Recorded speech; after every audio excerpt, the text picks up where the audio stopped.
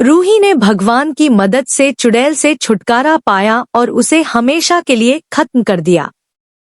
मनसुंदर serial के आने वाले ट्रैक में देखने को मिलेगा कि जब रूही चुड़ैल की तस्वीर को बाहर फेंक देती है तो उसका सामना उसी चुड़ैल से हो जाता है जो बिल्कुल उसी जैसी दिख रही होती है।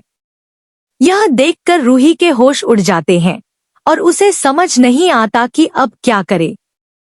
लेकिन इसके बाद वह हिम्मत से काम लेती है और समझ जाती है कि इस घर में जरूर कोई बुरा साया है।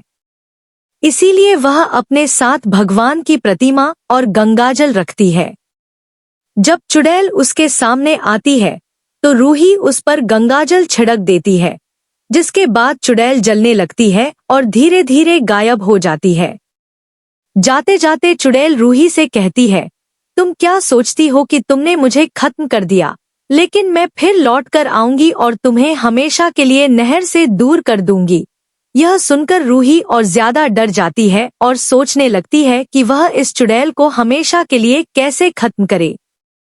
तभी उसे एहसास होता है कि चुड़ैल को सिर्फ भगवान की शक्तियों से ही हराया जा सकता है। अगर उसे हमेशा के लिए खत्म करना है तो ऐसा कुछ करना होगा जिससे भगवान खुद उसे नष्ट कर दें।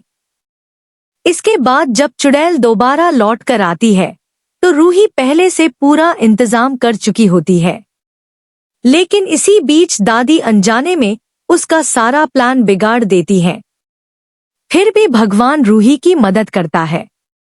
जब आत्मा रूही पर हमला करने ही वाली होती है तभी रूही मंदिर में रखा त्रिशूल उठा लेती है और सीधा चुड़ैल के सीने पर वार कर देती है। इसके बाद चुड़ैल भाग नहीं पाती और वहीं दम तोड़ देती है। यह देखकर नाहर बहुत खुश होता है कि रूही ने एक बार फिर से उनके परिवार को बड़ी मुसीबत से बचा लिया। नाहर सबके सामने कहता है, तुम सब कह रहे थे ना कि रूही बदल गई है, अब पहले जैसी नहीं रही। लेकिन देख लो, रूही आज भी वही है जिसने हर बार अपने परिवार और मुझ पर आई हर मुसीबत से हमें बचाया है।